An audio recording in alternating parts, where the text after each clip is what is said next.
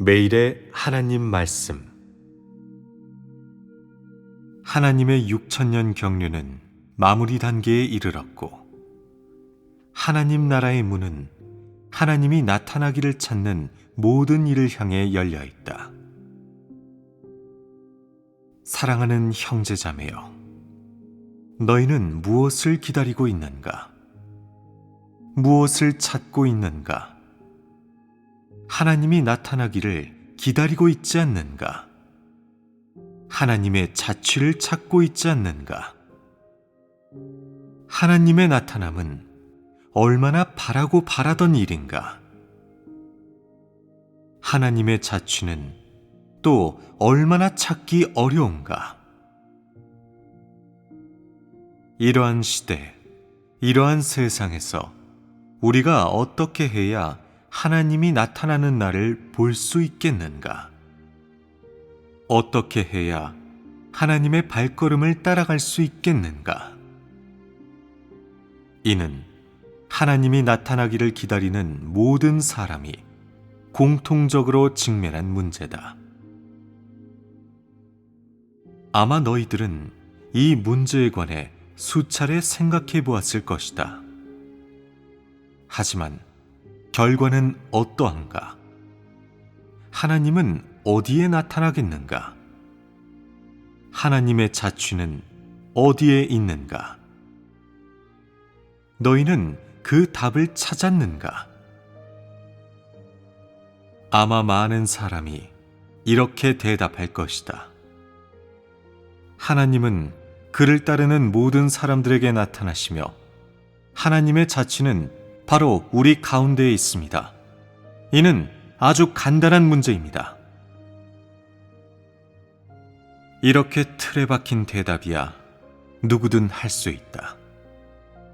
하지만 너희들은 무엇을 하나님이 나타난 것이라고 하고 또 무엇을 하나님의 자취라고 하는지 명확하게 알고 있는가?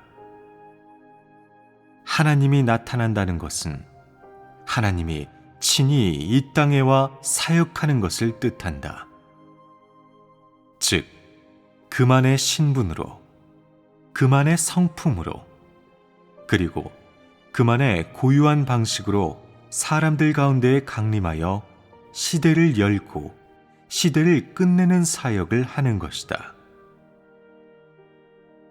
하나님이 나타난다는 것은 어떠한 의식도 징조도 아니요 한 폭의 그림이나 이적, 큰 이상도 아니며 종교적 과정은 더더욱 아니다. 하나님의 나타남은 누구나 만질 수 있고 목격할 수 있는 실제 사실이다. 하나님이 나타나는 것은 과정을 거치기 위한 것도 아니고 단기간의 사역을 위한 것도 아니며 그의 경륜의 한 단계 사역을 위한 것이다. 하나님이 나타나는 것은 다 의의가 있고 그의 경륜과 관계된다. 여기에서 말하는 나타나는 것이란 하나님이 사람을 인도하고 이끌고 깨우칠 때 나타나는 것과는 완전히 다르다.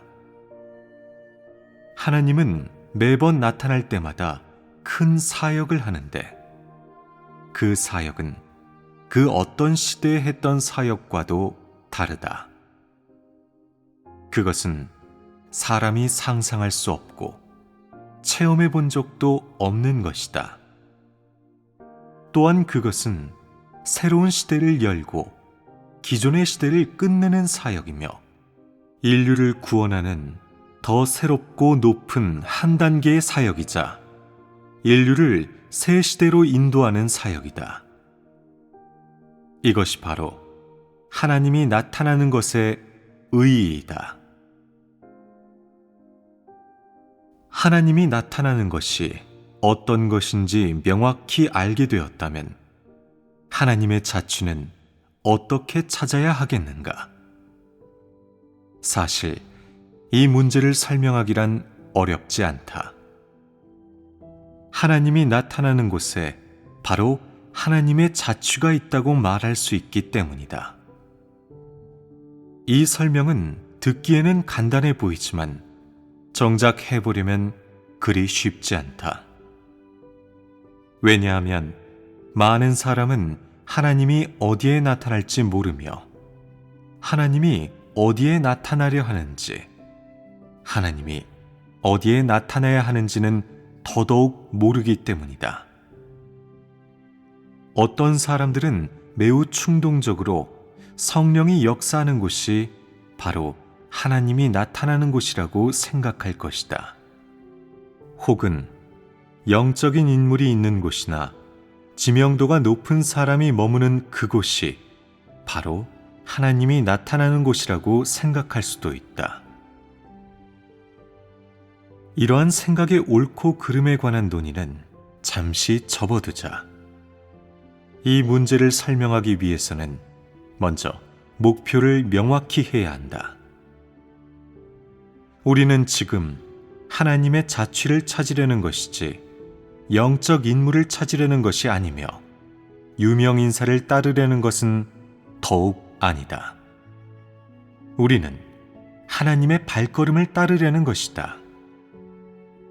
하나님의 자취를 찾으려면 하나님의 뜻을 찾아야 하고 하나님의 말씀과 음성을 찾아야 한다.